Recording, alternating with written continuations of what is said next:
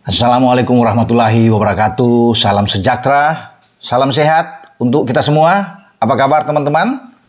Ya, harapan saya tentunya teman-teman dan semua keluarga teman-teman dimanapun teman-teman berada, baik-baik saja, tetap semangat.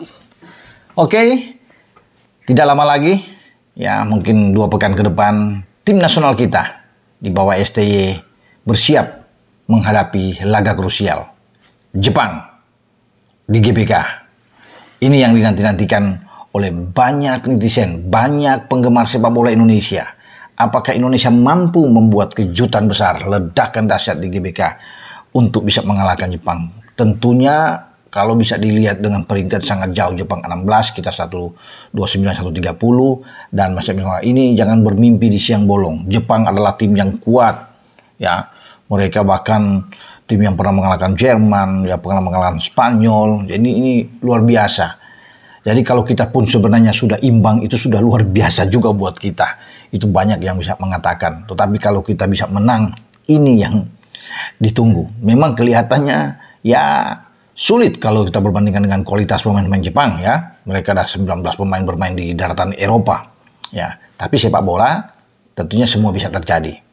Orang boleh bisa mengunggulkan Jepang, menjagokan Jepang, tetapi ini bermain di kita. Karena Jepang juga lewat pelatih mereka, Hajime Moriyasu, mereka sedang memperhitungkan Indonesia dengan atmosfer di GBK yang sangat-sangat ini dahsyat. Ini bisa mempengaruhi penampilan mereka, kata Moriyasu. Dan Indonesia sudah banyak berubah sejak tampil dengan mereka di Piala Asia di Qatar Januari yang lalu. Jadi tetap mereka berhati-hati.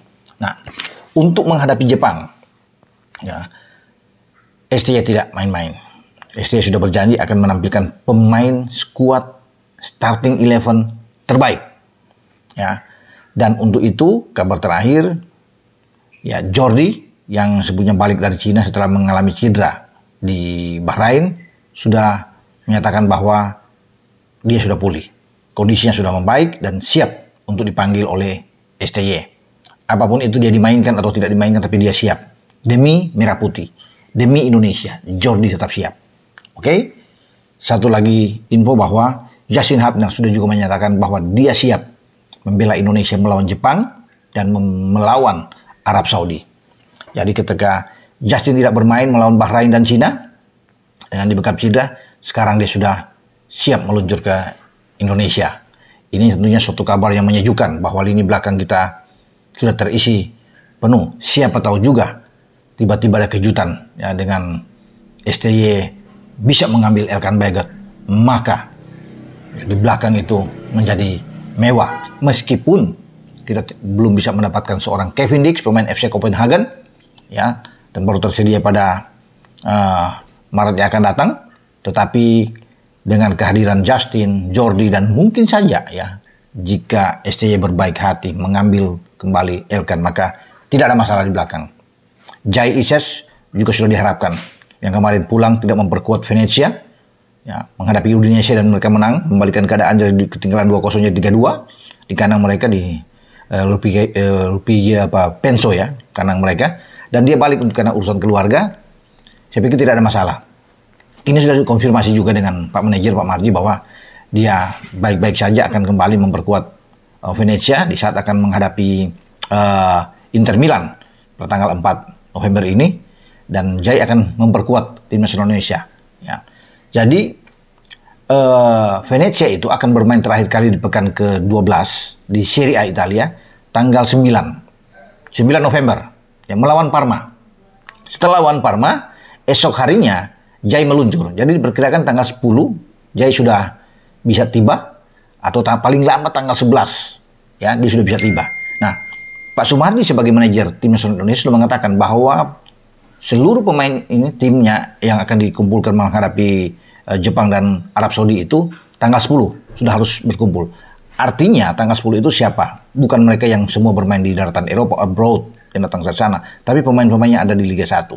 Rizky Ridho misalnya kalau dipanggil, ya, Witan, Egy, Ricky Kambuaya, banyak lah.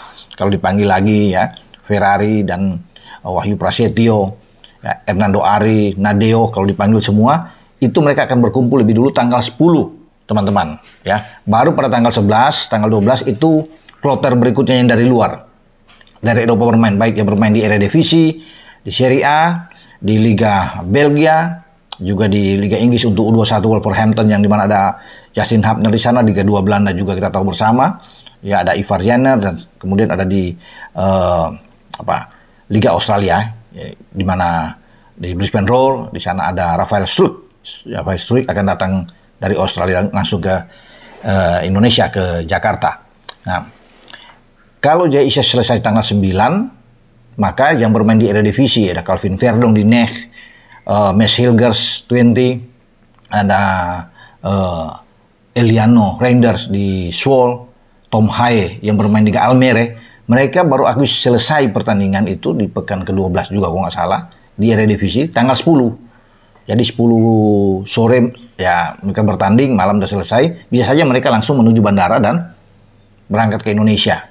Sehingga tanggal 11 bisa tiba. Atau kalau mereka berangkat pagi dari sana misalnya, ya pagi, berarti baru tiba malamnya. Atau paling lambat tanggal 12. Jadi mereka menyelesaikan dulu pertandingan-pertandingan di tanggal 10. Karena Zwolle itu Eliano masih akan bertarung melawan Fortuna Sittard. Ya, mereka akan tandang. Kemudian Calvin Verdong dengan NEC-nya akan bertarung tandang melawan Wolwijk, ya, di Eredivisie. Tom Haye dengan Almere-nya akan menjamu Feyenoord, tim kuat yang ada di papan atas Eredivisie. Ya, kemudian Mads Hilgers dengan FC Twente-nya akan menjamu Ajax Amsterdam, tim kenamaan dari Belanda ini. Jadi itu jadwal yang akan dilakoni oleh pemain-pemain Indonesia yang bermain di Eredivisie.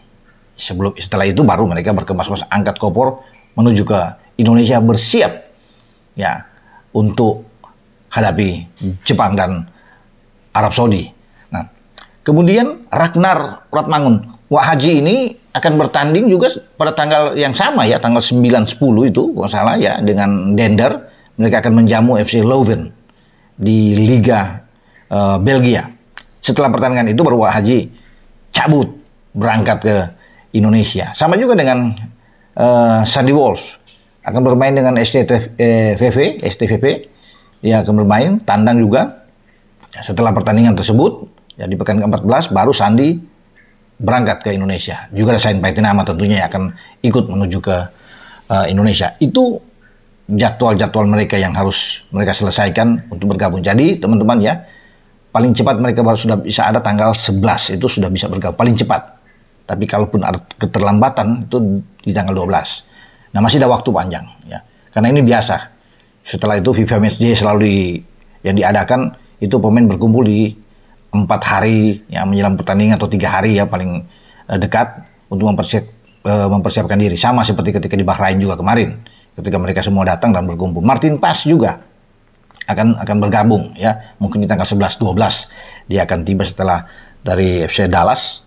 Dan ini menjadi salah satu andalan buat tim kita.